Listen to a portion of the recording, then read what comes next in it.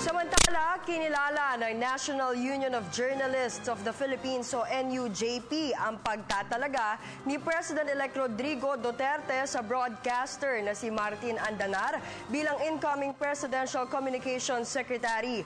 Kasunod ito, nanawagan ng grupo kay Andanar na tutukan din ang mga problemang kinaharap ng mga mamamahayag na Pilipino. Si Lala Babilonia sa detalye. Isa pang miyembro ng gabinete ang pinangalanan ni President-elect Rodrigo Duterte noong Huwebes ng gabi.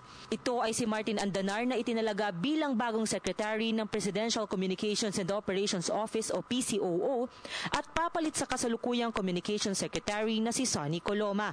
Si Andanar ay isang kilalang broadcast personality at sinasabing isa umano ito sa mga magagandang dahilan upang umupo sa posisyon bilang kalihim ng PCOO. Kasunod niya nung umaasa naman ang Secretary General ng National Union of Journalists of the Philippines o NUJP na si Davet Panelo na bilang isang mamamahayag din, sana ay mas mabigyang atensyon ni Andanar ang mga issue na kinakaharap ng mga Pilipinong mamamahayag. Sana, dahil alam niya naman ang ating kalagayan, alam naman niya, sana na maintindihan niya ang ating kalagayan, sana magkaroon yun ng, ng bearing para makausap natin siya, makadialog. So, hopefully, it will be good for us. Hopefully.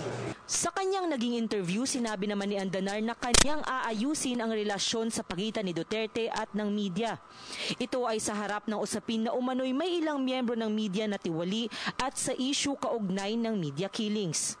Nabanggit din ni Andanar na nais niyang mas palakasin pa ang government-owned TV station na PTV4 na magsisilbing tagapahayag ng mga programa at proyekto ng gobyerno.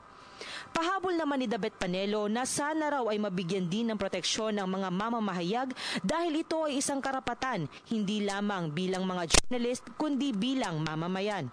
Responsibilidad ng gobyerno na protektahan hindi lamang ang mga journalist, whether good or bad journalist, kundi yung buong citizenry, yung lahat ng mamamayan. So walang exception.